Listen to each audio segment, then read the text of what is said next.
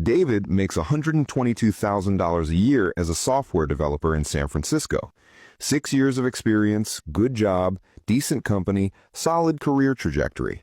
On paper, he is doing well, better than most. But his one-bedroom apartment costs $3,400 a month, and it is not even a nice one-bedroom. It's a small unit in a building that has not been updated since 1987, with street parking that requires moving his car every 72 hours.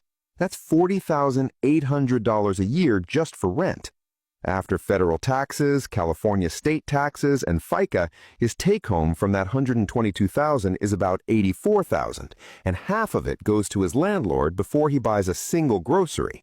By the time David pays for food, expensive in San Francisco, and transportation, and the occasional dinner out, and the subscriptions, and the basics of existing in a major city, he saves about $400 a month, sometimes less, sometimes nothing.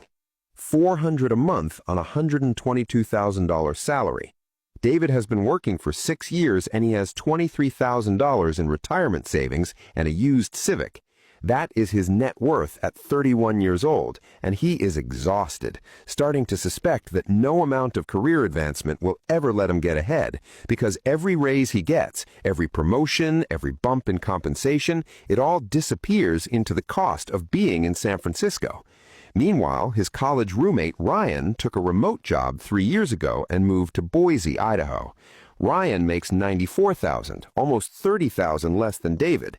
His rent is $1,400 a month for a 2-bedroom apartment with in-unit laundry and a parking spot. His state income tax is significantly lower. His groceries cost less. His everything costs less. Ryan saves $1,800 a month. He has $130,000 in retirement accounts, and he just put a down payment on a house.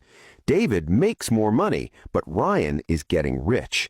This is not a puzzle, and it's not a paradox. This is the geography trap, the most overlooked wealth destroyer in personal finance. And if you are living in a high cost of living city, convincing yourself that the career opportunities or the culture or the network makes it worth it, you might be watching your financial future evaporate one rent check at a time. My name is Bobby, and I spend way too much time thinking about why where you live matters more than what you earn. If you're grinding in an expensive city and wondering why you cannot seem to get ahead, make sure to hit that subscribe button. What I'm about to show you might make you rethink everything about your zip code. Here's what nobody tells you about salary. A dollar is not a dollar. $100,000 in Manhattan is a completely different financial reality than $100,000 in Memphis. And the difference is not small. It's not 10 or 20%. In some cases, it's 200, 300, 400%. You can literally multiply your effective wealth by moving without earning a single dollar more. According to the Council for Community and Economic Research, the cost of living in San Francisco is about 80% higher than the national average, with New York City similar and Los Angeles about 50% higher. Meanwhile, cities like Oklahoma City, Memphis, Indianapolis, and Kansas City are 10 to 15% below the national average, and some international locations, Portugal, Mexico, Thailand, Colombia, are 50 to 70% below U.S. average costs. Let me translate this into real money, with a household earning $100,000 after tax. In San Francisco, with an 80% higher cost of living, that $100,000 buys you what $55,000 would buy in an average American city. Your effective purchasing power is nearly cut in half.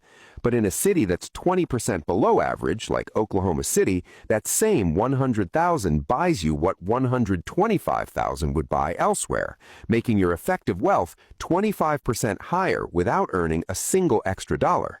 The spread between San Francisco and Oklahoma City is not marginal, it's transformational. The same income, the same job, the same career, but one version of you is barely scraping by, and the other is building real wealth. Now let me show you how this compounds, because the geography trap doesn't just cost you money today, it costs you exponentially more money over time.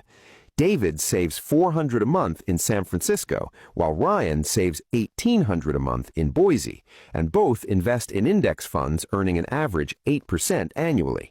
After 20 years, David has approximately $236,000 and Ryan has approximately $1.06 million. The difference is over $800,000, and Ryan didn't make more money, didn't pick better investments, didn't work harder or get luckier. He lived somewhere cheaper, and that's the entire difference.